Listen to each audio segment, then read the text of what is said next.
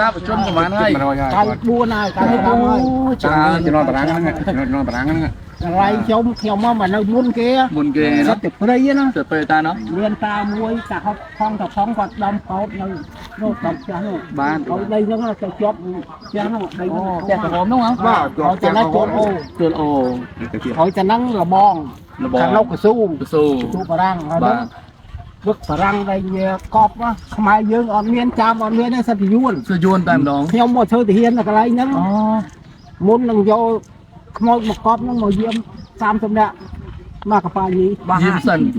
บ้านป่าสิร่างเขาต้อง อ๋อใครสระไปแล้วไอ้ยังไง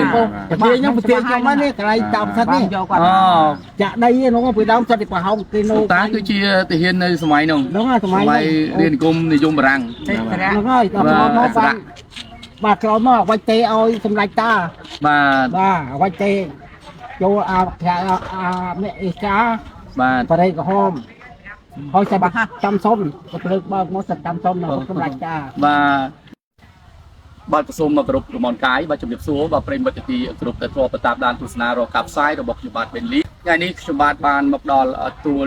បាទចំបៃដែលនៅក្នុងភូមិស្រីសុខាបាទឃុំក្រែកបាទស្រុកអភិញាក្រែកបាទខេត្តក្បូងឃ្មុំដោយសារទីទួលនេះគឺជាទីទួលបុរាណដែលជាមានឈ្មោះថាទួលចំបៃនេះគឺជាទីទួលដែល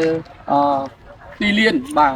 កប់សពបាទចម្រុះទៅដោយសពបាទជាច្រើនតាំងពីចំនួនសម័យ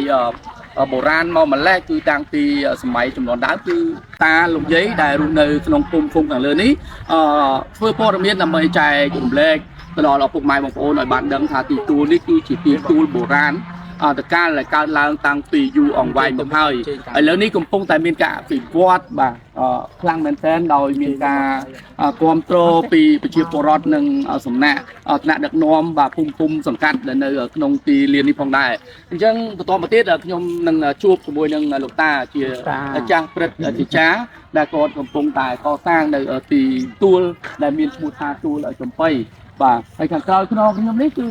ជាដើមអីបងប្អូនអាចជិះចូលរួមមកខមមិនទាំងអស់គ្នាតែពីសួរមកខាងនេះមកក្តៅបន្តិចអត់អីទេបាទជំរាបសួរហើយសូមដាក់បន្តិចណាចាណាហើយមកនេះក្មួយចង់ដឹងអំពីប្រវត្តិសាស្ត្រនៃទីទួលចំបៃនេះដោយសារពេលខ្លះក៏យើងមានគិតពីនិយាយថា principle ណានិយាយថាយើងមានអានេះគេហៅយ៉ាងម៉េចវិញបាទមួយអត់ទៅច្បាស់អញ្ចឹងគេថាផ្លូវក្នុងផ្លូវក្រៅណាមកនេះជួយមកចិត្តមួយមកនេះមកហើយខ្ញុំនេះចិត្តមកខ្ញុំ69ចូល67ឆ្នាំហ្នឹងហើយខ្ញុំជួយបាទទៀតបាទចាស់គាត់ជាប្រធានគណៈកម្មការផងអាចារ្យទីនេះផងចាទីនេះផងសាងទីកន្លែងនេះហើយមកនេះក្មួយសូមរំលឹកមកវិញថាដោយសារទីទួលនេះមើលទៅមានចំណាប់អារម្មណ៍អញ្ចឹងចង់សួរពីប្រវត្តិមួយខ្លះដោយសារហេតុអីបានជាមានភ្នោជាច្រើនហើយមិនដឹងថាភ្នោនេះថ្មីឬចាស់ទេតែបើតាមអ្វីដែលខ្ញុំឃើញជាក់ស្ដែងគឺបានចាស់ពេកបាទអញ្ចឹងចង់សួរថាភ្នោសុជីវពលក្នុងនេះឬក៏ចាស់បាទទីនេះដូចមួយមានប្រសាសន៍យ៉ាងបាទមានភ្នោថ្មីផងមានភ្នោចាស់ក៏បាទប៉ុន្តែភ្នោថ្មីនេះក៏ក្រោយលើកនេះក៏ពិសេសនេះភ្នោរបស់ជាបរិបទយើងនៅជុំវិញទីកន្លែងសាលាបុណ្យទី3នេះទេបាទភ្នោទៅខាងនោះហ្នឹងមានតែភ្នោចំនួនតាំងពីសង្គមនិយមមកបាទតាមមើលឃើញផ្លាកដាក់នោះ19401940ជាង10បាទ1940អញ្ចឹងអត់ដឹងដែរទេខ្ញុំតាមអត់ទាន់ដែរទេប៉ុន្តែគាត់ថាទីនេះគ្រប់នឹងប្រព័ន្ធថាបារាំងនៅកាន់កាប់កស៊ូហ្នឹងបាទបារាំងកាប់កស៊ូយកកម្មករចាមក៏មានវៀតណាមក៏មានអីក៏មានដល់ស្ថាបទៅយកអត់អញ្ចឹងអាកន្លែងនេះគេទុកសម្រាប់បារាំងវិទី3ហ្នឹងទុកសម្រាប់ទុកកប់សពចង់កាត់ផ្សារទូតិចសម័យហ្នឹងមានចំការកស៊ូតាំងពីយូរមកហើយមានតាំងពីបារាំងអានេះគេហៅថាប្តីស្រុកពីវាក្រៃបាទអញ្ចឹងចំការកស៊ូនេះមិនមែនតែមាននេះទេបាទយូរហើយចំនួនសង្គមរៀនយមបងខ្ញុំសូមជួយខែនេះបាទចឹងអាផ្លូវនេះខ្ញុំកាត់បាននៅរបស់tiêuពីឡានគេដាក់ហ្នឹងពី1940ហ្នឹងសុទ្ធតែចំនួនសង្គមរៀនយមក្នុងបារាំងនោះបាទបារាំងវាធ្វើណែក្រុមហ៊ុនការកស៊ូហ្នឹង ไอ้เนี่ยเป็นที่จัวจมูกปลาเนี่ยถอยปลาเนี่ยมีไม้ยังทอง បាទ มาจนเทียบเวียดนามกันด้วยเนี่ยมาจามกันด้วยเนี่ยมาจังวิบลูกรักษามาไปสลับไปยังกำพอสลับไปยังลูกเนี่ยทำเวียดนามกันร้านนู้นยังร้านที่ว่าร้านประเทศร้านโตนี่ សិតាជាកម្មករនៅទីនេះគឺកម្មករ ចំការកស៊ូចំការកស៊ូបាទតែបរាហ្នឹងចំណានគុំបានគុំរាមាគុំរាហ្នឹងបាទហើយអាក្លូដូចថ្មីនេះសូមតែលោកពីរបស់នេះនេះបាយជា10ឆ្នាំ5ឆ្នាំទេហើយការទៅតាមទីនេះមើលទៅអត់មានអត់មានទេអត់មានអាមានឃើញសាក់សាក់មានឃើញពីពីពីអស់មានតែឃើញអូមានតែឃើញបាទនេះបាទពណ៌យកប្រហែលទៅជាបាទពណ៌អាពីលោកពូនគឺតែអានោះ3ក្រោយជាប្រាប់យើងក្រោយពីជាប្រាប់យើងដល់79ឆ្នាំ79អានេះប្រហែលជា10ឆ្នាំ5 10ឆ្នាំតើតទៅមុខទៀតទីទួលចំបៃនេះតើត្រូវបានឲ្យស្កប់បន្តបែបនេះទៀតក៏យើងចាប់ដើមទៅអភិវឌ្ឍថ្មីបានតែមួយឥឡូវនេះក្នុងគណៈកម្មការអាចារ្យខ្ញុំទៅទីនេះជាមួយនឹងជាប្រដ្ឋនៅនេះគេឲ្យទៅទៀតនេះតាមនេះអាការជឿផ្លូវនេះទៅទៀតនេះណាបាទឥឡូវនេះគេអនុញ្ញាតជួយទៅថ្ងៃចឹងទៅបាទដល់បងទៅអស់ចំណាក់ក៏ប៉ុណ្ណឹងបាទអានេះបាទថាយកដល់ពីដល់ទៅចុះទៅបាទទីពុទ្ធនេះទេបាទដើម្បីឲ្យមានលោកតាមួយនេះគាត់នៅបាទចាក់តាបជនប្រហែលហើយ94ហើយ94ច្រើនជំនាន់បារាំងហ្នឹងជំនាន់បារាំងហ្នឹងកន្លែងខ្ញុំមកនៅមុនគេសិតតែព្រៃណាទៅពេលតាណោះមានតាមួយតាហត់ផងគាត់ដំកោតនៅនោះតាមផ្ទះនោះបានឲ្យដីហ្នឹងទៅជាប់ផ្ទះនោះដីនោះផ្ទះក្រហមនោះបាទឲ្យតែណាជួលអូឲ្យតែហ្នឹងលបងខាងនោះកស៊ូបារាំងហើយហ្នឹងវឹកបារាំងដែលកប់ខ្មែរយើងអត់មានចាំអត់មានទេសិតយួនតែម្ដងខ្ញុំមកធ្វើទាហាននៅកន្លែងហ្នឹងមុននឹងយកខ្មោចមកកប់ហ្នឹងមកយាម30នាក់មកកប៉ាញីយាមសិនបាទស្រាងខាងហ្នឹងខ្លាយស្រាក់តម្លាក់អីចឹងទៅប្រទេសខ្ញុំប្រទេសខ្ញុំនេះកន្លែងតាមសិតនេះចាក់ដីហ្នឹងពីដើមសិតពីប្រហោងទីនោះតាគឺជាទាហាននៅសម័យនោះហ្នឹងសម័យរៀននិគមនិយមបារាំងហ្នឹងហើយដល់មកបាទក្រោយមកអ្វីទេឲ្យសម្ដេចតាបាទអ្វីទេចូលអាមេអេសាបាទបរិយក្រហមហើយសាប់ចាំសុំក៏ព្រឹកបើកមកសិតចាំសុំនៅសម្ដេចតាបាទឥឡូវលោកតាមានទទួលប៉ុន្មាន9មិញ94 95ហើយមានឈ្មោះដែរក៏បងប្អូនយើងពីសម័យដើមអីគាត់នៅចាំលោកតាបានអ្នកដែលធ្វើទាហានជាមួយគ្នាពីសម័យមុនណាប្រាប់ឈ្មោះមើលតាឈ្មោះអីស្រាប់អើយប្រាក់សានតាប្រាក់សានអញ្ចឹងបងប្អូនដែលគាត់ជាអ្នកចំនួនដើមដែលមិននៅរស់រៀនមានជីវិតហ្នឹងអាចស្គាល់លោកតាប្រាក់សានហើយគឺជាមេទាហានមួយដ៏មាំដែរនៅក្នុងប្រទេសកម្ពុជាយើងហើយទៅកងឡានហើយទៅកងឡាននេះចំនួនដើមដឹកទឹកក្របទេខ្ញុំដល់តែពីទាហានសម្ដេចតាច្បាស់ណាស់រំសាយអិសរៈទៅគាត់មកឥឡូវ3មុខវិជាសំណងជាជួអែតឡានហើយដល់ខ្ញុំទៅសុំសំណងគេបានខ្លាយយើងកាលនោះតែចូលបានកន្លះខែយួនវាកាន់កាប់វាអត់ឲ្យយើងធ្វើទេឲ្យទៅជូនអត់វិញធ្វើសំណងទៅសុំចាងវ៉ាហ្នឹងលោកម្នពីដើមអិសរៈចាប់កូនណាបាទចាងវ៉ាហ្នឹងអិសរៈចាប់កូនបាទគាត់ទៅគាត់ដកកគាត់ដល់យកប្រងឲ្យខ្ញុំតែអែតឡានវិញអែតឡាន2ឆ្នាំដល់ឆ្នាំ1956បាទខ្ញុំចូលធ្វើអែតឡានណាបានទៅប្រឡងនៅភ្នំពេញហ្នឹងលោកខ្មងលោកអឹងកំពុំផ្ការដ្ឋមន្ត្រីបាទសាធារណការនៅក្នុងវត្តភ្នំហ្នឹងចៅក៏ស្គាល់ទេប្រាប់ទេបាទចៅគាត់បាទដើមទៀតហើយដល់រួចមកខ្ញុំធ្វើតែកងឡានហ្នឹងដល់ឆ្នាំដេញរដ្ឋបហាលោកតារដ្ឋបហាណារដ្ឋបហាទៅដាក់ជាប់ដាក់អីចោលអង្គសៅអុយគេចោលឡានគេយកយកទៅណាមកយកទៅភូមិពេញបាទខ្ញុំមកទេកាលនោះនៅបាត់មកវត្តហើយចត់ហ្នឹងតា vậy chứ vậy là muốn sập con máu chứ mà và có cái muốn cái con vay bà răng ấy bà họ bánh và như dương cao ram ấy cào ram ấy về chôn thì đó của bà họ bánh nhá ở bên là tu tu ta chụp khô khô thế là cái phương đáy đó và bánh của bà họ hạt tôiเป็นนักกาเป็นเตรียมจานนักกา đó là mày cặp dương cặp mày ហើយនៅមកឥឡូវសុកសនគឺហើយគួរតែជួយអភិវឌ្ឍឡើងវិញនៅកន្លែងណាជួយគូគ្រប់បូជាណាលោកគ្រូបាទហើយ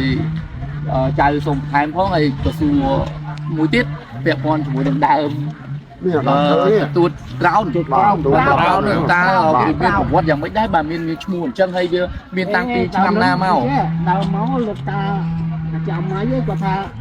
នៅចូលចឹងអាហ្នឹង បាទ គាត់ថានេះអាហ្នឹងទូតប្រោងអាហ្នឹងបានហៅទូតប្រោងនៅ ប្រោងទូតប្រោងដោយសារឃើញវាមិនបានហៅទូតប្រោង មិនគេឈ្មោះទូតប្រោង ឈ្មោះវាเป็นតាដូនតាមកហ្នឹង ទូតប្រោងទូតប្រោង អញ្ចឹង ទូតព្រៃផ្សេង លោកតាបើសិនជាអាយុកាលវាតើគឺកលោកតាឬក៏បងលោកតាឬក៏ប្អូន អូនគឺបងអូនទេ អាយុកាលវាការដើមពីទូតប្រោងហ្នឹងអាយុវាប្រហែលហើយបើតាមលោកតាដឹង ប្រោងពូចាស់មកប្រោងអត់មាន នេះនៅតាមអូននេះ អាយុប្រហែលបានស្គាល់ដើមហ្នឹងចាំបានទេ ប្រោងអត់ចាំទេហ្នឹង ប៉ុន្តែលោកតាមកឃើញហ្មង ប្រោងមកដល់លោកតាថ្ងៃអីគាត់មកអីយើងថ្ងៃមានអីមកក ក្រោយ79ដល់ប៉ុណ្ណេះទេ វាមានដើមឯកដើមហ្នឹងមានដើម សិនជាផាក់ផែលលោកតាគិតថាមានអាយុកាលប្រហែលដើមហ្នឹង ដូចដើមសាឡាវ ដើមស្លៅឯដើមរាំង ដើមរាំងមួយធំប៉ុណ្ណេះរាងធំជាង តាមកស្គាល់តាំងអាយុប្រហែល ដើមតូចទេឯគ្នាចឹង បើមានលោកតាដឹងហើយលោកគួរអីចាំបានខ្លះ អាយុវាមកយើងនិយាយ មក វិញ ឃើញធំចឹងហ្មង ចំនួនយើងចំណងបងប្អូនដើមតូចទេ ចា អត់ទេមុនទូទេ ដល់អញ្ចឹងយើង ចា ថា និយាយទៅឃើញវាលុបអស់ជាងបាក់ជា50ឆ្នាំអីចឹងណា បាទ ហើយវា50ឆ្នាំជាង បើដើមចបៃហ្នឹងគាត់ប៉ុណ្ណាខ្ញុំធំមកប៉ុនគេលក់ អូចបៃធំមក កបៃលក់ហ្នឹងយកធ្វើលបងធ្វើអីហ្នឹង នេះថ្លៃដើមឥឡូវថ្លៃណាស់ នេះសបីប៉ុណ្ណឹង ក្នុងដើម ប៉ុណ្កោ ចបៃហ្នឹងខ្ញុំមកដើមពីអ្នកខ្មោចតដននេះនៅ នៅរូបប្រមាណហ្នឹង តននេះ ដាំក្រោយ ខ្ញុំដាំក្រោយលក់ហើយដាំហ្នឹង ចាដាំក្រោយនេះបើមុនណា ពេលដើមមុន តាបាត់បាន ចាំកន្លែងហ្នឹងណា មិនជា តាហ្នឹងគាត់ផឹកស្រាហើយគាត់មើលឃើញខ្មោច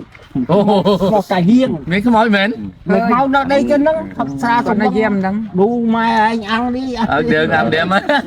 កូនគាត់ហូបខ្មោចហ្នឹង បាទ តែមានពាត់វាយទៀតក៏មិនយ៉ាង មកខ្មោចតាហៀង សំណែនមកសែនហ្នឹង ណែនគាត់រៀបរងហើយ បាទរៀបរាប់ហើយ គេកូនចៅយួនហ្នឹងគេចេះយកមកឲ្យទឹកស្រាទឹកពេកទឹកពេកចូលគាត់ទៅហ្នឹងតែបែបមកវាចូល បាទមានមកពីក្នុងមួយណោះ គាត់និយាយមិនទាន់អស់នេះគាត់ថាគាត់និយាយប្រាប់ខ្ញុំណាគាត់ថាតាហ្នឹងគាត់យាមហើយគាត់សែនបើណាដើរលេងខអីមកវិញវាយហ្មងវាយ កាយនឹងជាថោកហើយហ្នឹងគាត់ដេកហ្នឹងអីហ្នឹង បាទ មកតាយាង បាទគុណតាបាទសូមមកគោរពជំរាបសួរប្រិមិត្តទីគ្រប់រាប់អាននេះក៏ជាព័ត៌មានឲ្យបងប្អូនជាក្មេងចំនួនក្រោយឲ្យបានដឹងពីប្រវត្តិនៃទួលចំបៃបាទគឺជាទួលដែលបុរាណកាលតាំងពីសម័យចំនួនដើមបាទអាណានិគមបារាំងមកម្លេះហើយវាមុននឹងទៀតតែយើងលើកយកត្រឹមតែឆ្នាំ1940ដែរ40មកនិយាយនៅពេលនេះហើយឥឡូវកំពុងតែមានការអភិវឌ្ឍបាទខ្លាយជាទួលមួយឲ្យប្រជាពលរដ្ឋបាទប្រើប្រាស់អីគឺរួមក្នុងភូមិសង្កាត់ទាំងមូលតែម្ដងបាទឧទាហរណ៍ថាដូចជាមានសពគ្រួសារដែលមានទុកជាចំនួនហ្នឹងយកសពមកដាក់នៅទីនេះឬក៏បូជានៅទីនេះហើយពុទ្ធបរិស័ទណាឥឡូវបន្ថែមពុទ្ធបរិស័ទលោកយាយលោកតាបាទដែលមានវិធាការកសាងពុទ្ធបដិមានេះគឺជាបុណ្យធំណាស់ធំណាស់អញ្ចឹងគួរតែឃើញវីដេអូនេះហើយចែករំលែកហើយចូលជាកសលផង ចូលជាកសលជាមកដែលចូលបូជា មានទី1អត់មានថវិកាទេធ្វើបលាំងទុកសិនគេលោកមានសពរបស់ជនណាគាត់មានសទ្ធាដាក់មកព្រឹបប្រងហ្នឹងហើយ ឥឡូវបលាំងក៏មានតិចៗ20000 30000 50000 100000បានជាបលាំង បានជាបលាំងមួយ បាទតែមានឈ្មោះគេទាំងអស់ហើយ ខែក្រោយឆ្នាំក្រោយយើងដាក់ មានទៀតទៅ ផ្សេងទៀតទៅ មួយមកជួយអន្តរាគមន៍អញ្ចឹងគឺប្រហែលយើងគឺមានអតិថិជនមកតាមទៀតមកខ្ញុំបោះតាមទៀតទៅបានទៅ รูปบ้านพระองค์ที่ សង្ឃឹមថាបុណ្យបារមីនេះពេលដែលខ្ញុំប្រហោងទៅទូដូចវត្តផ្សេងរាប់ម៉ឺនលានអ្នកមើលខ្ញុំវត្តខ្ញុំផ្សេងខ្ញុំធ្វើបានច្រើនណាស់ប៉ុន្តែសង្ឃឹមថាសូមប្រគុណបារមីនៅទឹកដីនេះបាទលោកតាលោកយាយនៅទីនេះជួយជំរុញអាការផ្សាយហ្នឹងឲ្យបានមើលច្រើនហើយដល់ថ្នាក់ដឹកនាំផង ចាចា លោកបានជួយបាទ ជួយចា ឥឡូវលឺសូថាជាពាក់គេទៀតពាក់គេប្រហែលទៅលោកតាហ៊ានម្លេះមិនទ្របបងតាមែនហ៊ានចដាយលុយ มันเป็นกิจกรรมมันเป็น ត្រូវច្រើនមិនហ៊ាន มันกิจกรรมมันเป็นมันในที่มีเกរបស់ទីរួមរបស់សហគមន៍ប៉ុន្តែដែលថាហ៊ាននឹងគេថាទឹកចិត្តពុទ្ធបរិស័ទឯដែរចិត្តបរិស័ទគាត់ឲ្យជាងសំណងនោះគេអត់ចិត្តទេណាតែស្ពាក់យូរគេទា អីទេព្រោះជាងចំណងនៅទីនេះស្គាល់ដែរស្គាល់ចិត្តជាងស្គាល់ចិត្តជាបរិបទដឹងថាប្រជាបរិបទពិតជាមិនរត់ចោលខ្ញុំទេខ្ញុំក៏បដិញ្ញាចិត្តថាមិនរត់ចោលពុទ្ធបរិស័ទដែរបាទហើយយូរឆាប់មិនដឹងទេរឿងលុយរឿងកាក់នឹងវាយូរបាទបើថាបានទៅជួនទៅមានគេជួយដូចមួយឯមានបតាហ្នឹងមានអាចជួយមកសងគេលឿនទៅមកឲ្យឥឡូវជួយទៅតែខ្លួនឯងនឹងយូរទៅហ្នឹង សុំលេខទូរស័ព្ទដាក់កម្មការទៅទីឲ្យជួយបង្ហាញតិចមកបង្ហាញលេខទូរស័ព្ទមានលេខអីខ្លះដែលគេចូលរួមពុទ្ធបរិស័ទឬក៏អ្នកមកផ្ទះក៏បានដែរមកផ្ទះកាន់តែរហូតបាទយកមកឃើញយកមកទិភាពទីនេះម្ដងបាទអត់ទេនិយាយមកលេខទូរស័ព្ទប្រហែលខ្សែនិយាយទៅតាមការ live អូអញ្ចឹង លេខទូរស័ព្ទខ្ញុំ088 088 716 បាទ 3377 មកសុំម្ដងទៀត បាទ088 716 3377 ចិន7ហ្នឹងហើយពុទ្ធបរិស័ទបានលេខទូរស័ព្ទលើនេះហើយអាចតំណាក់តំណងឲ្យមានលេខលោកគ្រូមួយខ្សែទៀតទេ មានលេខបាទមានលេខខ្ញុំលេខខ្ញុំឡើងតំណាក់តំណងគេខាងការក្រៅបងប្អូនញាតិមិត្តដែលគេចូលរួមកសាងតំណងតាំងពីចាប់ដើមមកបាទអត់មានដូរទេលេខហ្នឹងបាទលេខខ្ញុំគឺ097 097បាទ46 47 336បាទហើយមួយខ្សែទៀត012ប៉ុន្តែមិនមែន12 077បាទប្រព័ន្ធ12បាទ077 61 42 61ទៀតបាទបើសិនជាមានចំណាប់អារម្មណ៍ចង់ចូលលំចែករំលែកបាទព្រះអង្គមួយអង្គអីទៅអាចតំណាក់តំណងលោកពូហើយនឹងលោកពូខាងនេះ អង្គនឹងតាមមើលនៅប្រជាពលរដ្ឋនៃគេជជត់នៅជំនុំគ្នាហ្នឹងតាមមិនចង់បានព្រះអង្គសាងពីចង់បានមកដាប់ខ្លួននេះនៅកណ្ដាលវាល គង់បានយូរ បាទនេះខ្លួននេះនៅកណ្ដាលវាលបាទនៅក្រោមដើមឈើ ស្លកទេអត់ស្លក ទេបាទហ្នឹងហើយចង់បានព្រះអង្គដាប់បាទគាត់ចិត្តគេចង់ប៉ុន្តែខ្លាំងតិចចិត្តគេចង់ប៉ុន្តែមានអ្វីតាមទៅទៀត បើអាចចូលបានទំហំប៉ុណ្ណាទំហំមកកម្ពស់1.2 1ម៉ែត្រណែន1.2 1.2កម្ពស់2ម៉ែត្រដែរកម្ពស់ប្រហែលជា1.3ទេ និយាយបើសិនជាគិតតែណែននេះ បាទគេមានសិក្សាមួយតម្លៃណា តម្លៃហ្នឹងប្រហែលជាទុំ1000ជាង មិនយូរអញ្ចឹង ណានេះទេណាបុណ្យដូចជាតែមកបណ្ដាបុណ្យពាក្យពិតធ្វើបុណ្យបានបុណ្យបាទ នេះទំនុកចិត្ត បាទ សងខាង បាទខ្ញុំហ្នឹងក៏មិនទំនុកចិត្តជាមួយប្រជាប្រដ្ឋទេក៏ទំនុកចិត្តមួយខ្ញុំដែរ អាចារ្យអ្នកកសាងណាពុទ្ធបរិស័ទហ្នឹងទំនុកចិត្តទៅ